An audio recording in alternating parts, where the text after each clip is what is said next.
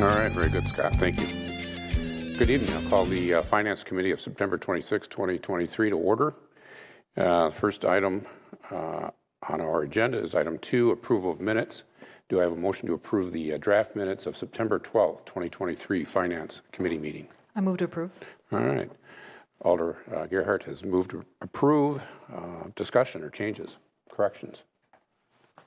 Hearing none, I'll place the motion before us to a vote. Those in favor signify by saying aye. Aye. Ayes have it. Motion carries.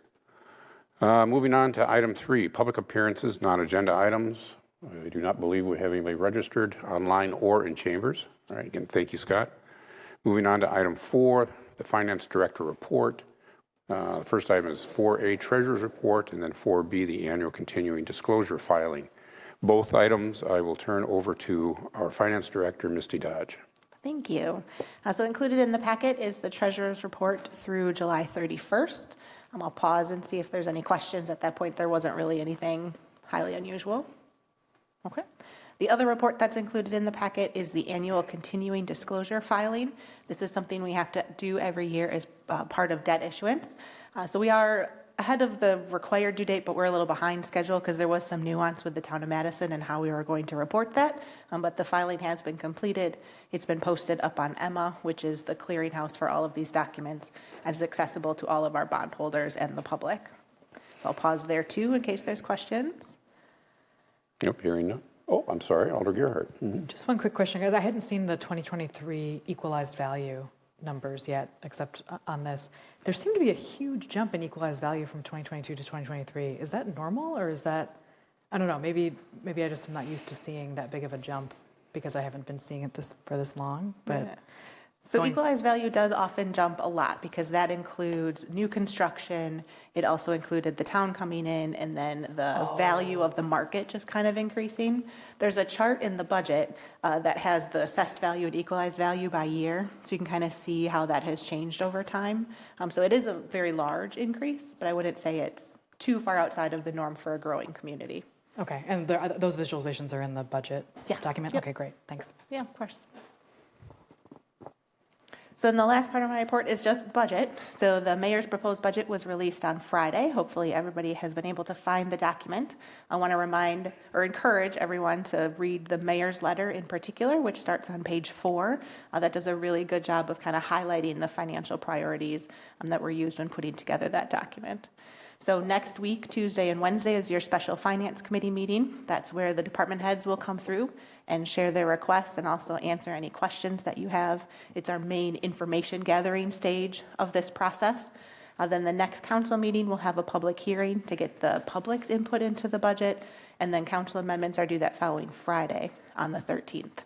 So at the kind of fun part of this process as all this information and discussion starts happening. That is it. All right, very good. Thank you, Misty. We will move on to item 5, review of bills. First item is 5A, detailed review of checks for $10,000 and above for the period of August 1st through the 15th, 2023, totaling $588,093.80. Moving on to item 5B, detailed review of checks issued. Let me pause. I should have asked, was there any questions at that point? No, thank you. Thank you, Alder Gerhardt. Moving on to 5B, detailed review of all checks issued, checks 125678 through 125708, August 1st through the 15th, 2023, totaling $625,180.78. Questions from the committee? Hearing none, I'll move on to item 5C, detailed review of P-card transactions for $10,000 and above for the cycle ending August 7th, 2023. Total dollars, $107,744.34. Questions from the committee? Hearing none, we will move on to item 5D, review of P-card transactions for the cycle ending August 7th, 2023. Total dollar, $253,730.33. Questions from the committee? All right. Hearing none, we will move on to action items, which is number 6A. Do I have a motion to move Resolution R-172-23, approving change order with AE2S for the contract for feasibility study and concept design to mitigate flooding north of Dunn's Marsh? I move approval. All right, motion for approval made by Alder Gerhart. And I'll turn this over to staff. I see Tim online. So Tim, the floor is yours. Sure, thank you. Resolution R-12-23 is for the Dunn's Marsh contract for AE2S. The area north of Dunn's Marsh has experienced several flooding issues over the last decade. Advanced Environmental Engineering Services, AE2S, was authorized by a resolution R-153-22 to complete the feasibility study and conceptual design work for the project. AE2S has completed the scope of work authorized by resolution R-153-22, and we're looking to do a change order to their contract so that they can complete the final design and bidding documents for the recommended conceptual design of the project. The change order is for an amount of $98,500, of which approximately $32,700 is available in the project. And we're looking to do a budget amendment in the amount of $65,800. And this money would be redirected from the Curry Court flooding project to the flooding north of Dunn's Marsh project. And the budget amendment just requires a majority vote. All right, very good. Thank you, Tim. I'll open it up for questions for the committee. Alder Gerhart. Okay. All right, no questions. I'll place the motion before us to a vote then. All those in favor of Resolution R-172-23 signify by lots of words there. Those in favor say aye. Aye. Aye. The ayes have it. Motion carries. Moving on to the next action item, which is 6B. Do I have a motion to move Resolution R-173-23 requesting exemption from the county library tax? I move approval. All right, a motion for approval made by Alder Gerhart. Misty, I believe you're going to speak to this item? Yep, this one's me. So this is a resolution we approve every year. It's kind of a housekeeping item to make sure that our taxpayers aren't double taxed. Since the city of Fitchburg funds our library to the required level, we can exempt ourselves from the county's library property tax. Very good. I'll open it up to the committee. Any questions? Hearing none, I'll place the motion before us to a vote. Those in favor signify by saying aye. Aye. Aye. Ayes have it. Motion carries. Moving on to our next action item, which is 6C. Do I have a motion to move Resolution R-175-23, amending the 2023 grant donation fund budget? And this is PD Bounce Back Grant Funds. I move approval. All right, motion for approval made by Alder Gerhart. And I suspect Deputy Chief Leahy is going to That's correct. address. All right, the floor is yours. So this is, again, the Safe Communities Initiative grant. For this budget amendment, we are requesting dollars be allocated from that grant to offset the costs related to some of the preconditions necessary for police officer hiring, such as psychological, medical, and drug screening. Right now, the Human Resources Department is where those funds come out of, and we've already met and probably exceeded their budget for the police department for this year. So we're just requesting those dollars to be used for all the hiring processes moving forward for the rest of the year. Okay. And then as well as approximately $3,500 for the purchase of Class A/Honor Guard style uniforms for command staff from that grant as well.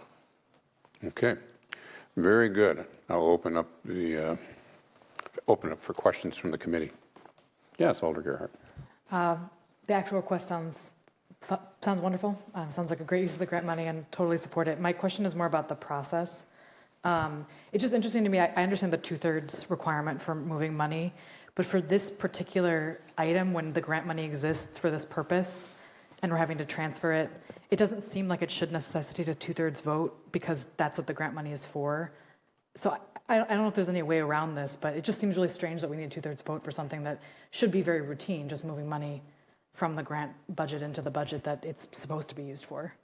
So if the police department would have budgeted for this money in 2023, then the revenue and the expense would have already been reflected, and then you're just moving the expense around to specific categories. It would have been a simple majority, or maybe not a budget amendment at all.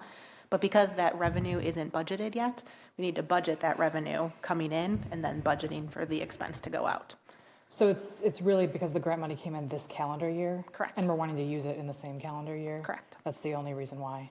Without budgeting for it in advance. Okay. I don't foresee it becoming an issue, but it just seems like there shouldn't be that high of a barrier to use the grant money in the way it's intended to be used. So it's just more of a process issue I wanted to point out, but thanks for the explanation. All right, very good. Any additional questions? Hearing none, I'll place the motion before us to a vote. Those in favor signify by saying aye. Aye. Aye. Ayes have it, motion carries. Moving on to the next action item, which is 6D. Do I have a motion to move Resolution R-179-23, Data Server Storage Replacement Project? I move approval. All right.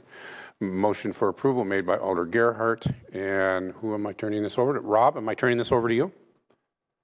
You are. All right. I am Rob Kononsky. I am serving as the interim IT director for another about 3 weeks. This is a part of a regularly scheduled replacement cycle. This device houses our virtual servers and our storage. 3 years ago, we decided to put a plan in place to have us do a 6-year cycle, but instead we would purchase this new equipment every 3 years. And what we would do is we would take this equipment, put it into our live production environment so that we can get the best use out of the newest equipment. And then we will take the equipment that we purchased in the same manner 3 years ago. We're going to move it into our disaster recovery location and plan. And then for the final 3 years of its serviceable life, it will serve as a disaster recovery server host and storage host. That'll provide us a couple benefits of kind of cycling our replacement cycle in this way, which is that we're always working our live environment, which will always have much more use and things like that.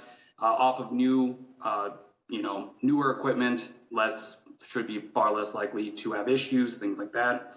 And then we're also going to be better situated in the disaster recovery area as well. So that was the plan that was developed in 2019. We're just seeing that through. We are purchasing there are new technologies that come out in the 2 or 3 years, but this device is quite similar to the one we purchased 3 or 4 years ago, 3 years ago. So we're just going through the process of ordering that so that we can get it up and running, and it will take a little bit of time for our network engineer to be able to get that device up and operational and have everything moved over to it. So we're just trying to get the wheels turning on that, and especially since we don't know exactly how long it'll take to receive the equipment as well. All right. Very good, Rob. Thank you. Questions from the committee? Yes, Alder Gerhardt. Just one question about the MPSIS portion. Is that Fitchburg's share of the MPSIS, or is that the full share and then we're paying for part of that? Do you know what I mean? Because obviously so the divide is, so the MPSIS kind of has obviously their own separate budget. The Fitchburg Police Department pays into that budget as well. So technically, the Fitchburg PD has a chunk of that additional piece that's going to the MPSIS. The 100 and I have the number here. Let's see. It's 80% is what it was deemed 3 years ago that it was a fair divide by the IT director at the time, who had much more experience and background with MPSIS. It was determined that an 80% split was fair for this kind of equipment. We've stuck with that number. The MPSIS does have some equipment, some virtual servers that are out in that situation, in that host. They have some equipment, but it's not to the same amount that the city has. City has far more resources on it. So an 80-20 divide is where that came from. So the number you're seeing is that 80% that the city pays and then the 20% that the MPSIS pays, since they do have some use out of it as well. Okay. And so we will invoice MPSIS that $26,000 number, and the amount that we contributed to MPSIS as a lump sum at the beginning of the year. So that will help pay for this cost. So end of the day, yes, we pay a portion of that $26,000 as well, our share of MPSIS, but cash-wise, we'll invoice that full amount back to them.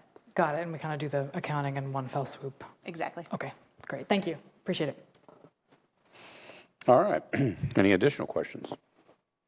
All right. Hearing none, I'll place the motion before us to a vote. Those in favor signify by saying aye.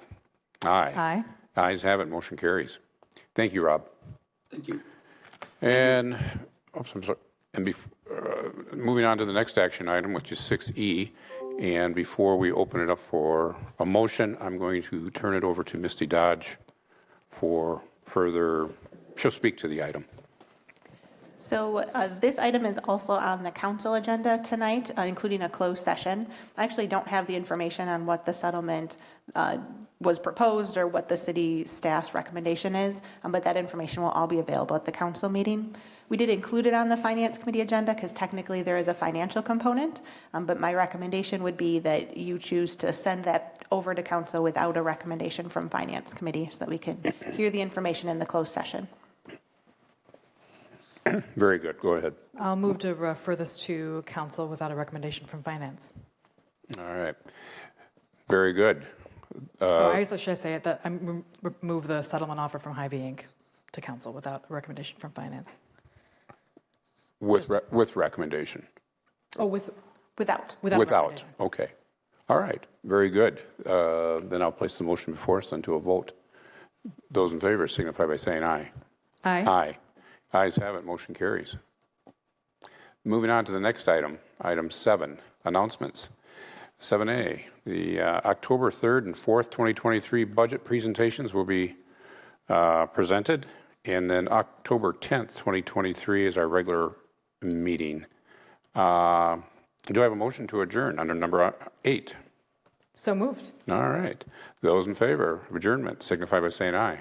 Aye. Aye. The ayes have it. We are adjourned.